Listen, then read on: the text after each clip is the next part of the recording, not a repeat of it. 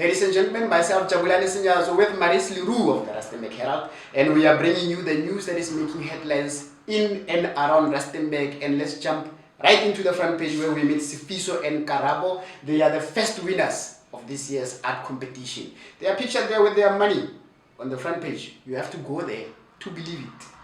Ja, geluk aan Sifiso en Karabo. En dan van my kant af op bladsy 3 spring ek weg met selfde ou storie, die munisipaliteit.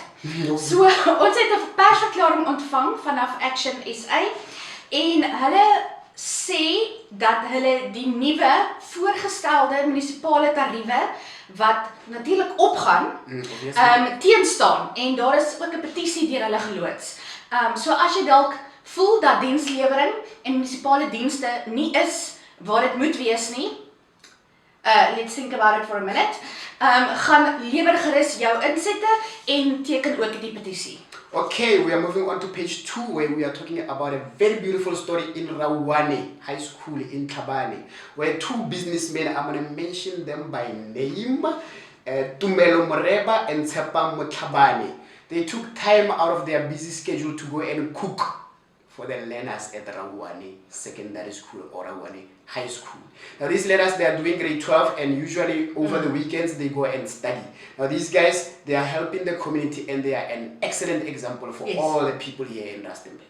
That old thing of Ubuntu. Exactly. It's still there somewhere. Dan sê ons baie dankie aan AfriForum se jeugtak van Rustenburg. Nou, hulle het sommer ingespring met die kwaste en die emmers en die wat ook al hulle alles gebruik het en hulle het die merke, padverkeersmerke voor Hoërskool Rustenburg het hulle oorgeverf. Natuurlik 'n groot faktor vir veiligheid met al die skoolkinders en al die verkeer daar elke middag. So ons sê baie dankie aan AfriForum Jeug. Dit is op bladsy 8. Our teaser article, which is on the front page as a teaser, is the interception of illicit cigarettes that were intercepted in Mabiskra. They are worth 2 million rands. Goodness That's gracious. all I can say. It's page 5 that has the story. Dan, ek weet nie hoe Megan anderstens wat te sê as en well done en ek kan dit nie glo nie, maar Anay van der Linde het die afgelope naweek aan die Iron Man deelgeneem. Dis baie seksisties, want sy is 'n vrou by the way, maar in elk geval sy het haar man gestaan tussen die manne, al is sy 'n vrou. Laat ek net gou-gou die pedigree so vir julle aflees. 3.8 km swem in die see natuurlik. Dan 180 km getrap met die fiets en dan asof dit nie genoeg is nie, 42 km gehardloop ook.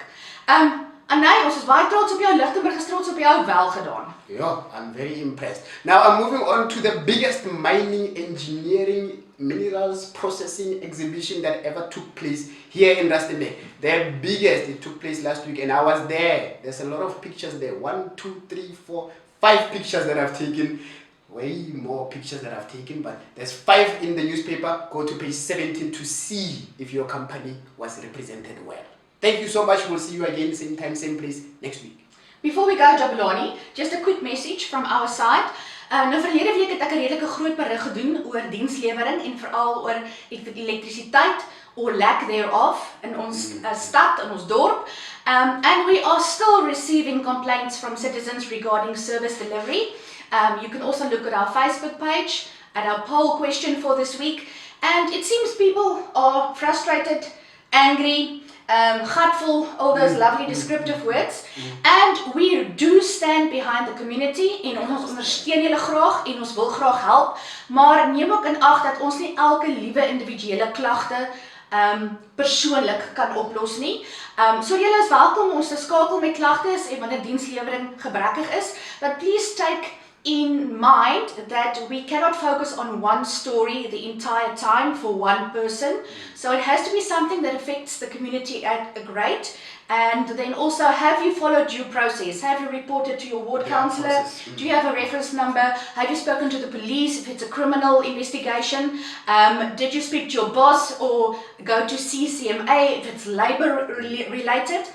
So maak asseblief net seker dat jy alle ander kanale gevolg het wat jy moontlik kon, want soms is dit moeilik vir ons om persoonlike sake aan te spreek as 'n koerant, as 'n gemeenskapskoerant, want ons fokus moet wees op die gemeenskap. Maar op daardie noot van ons fokus is op die gemeenskap. Remember that we are free of charge all around town. Get your copy now and then we'll see you next week. Sharp, sharp.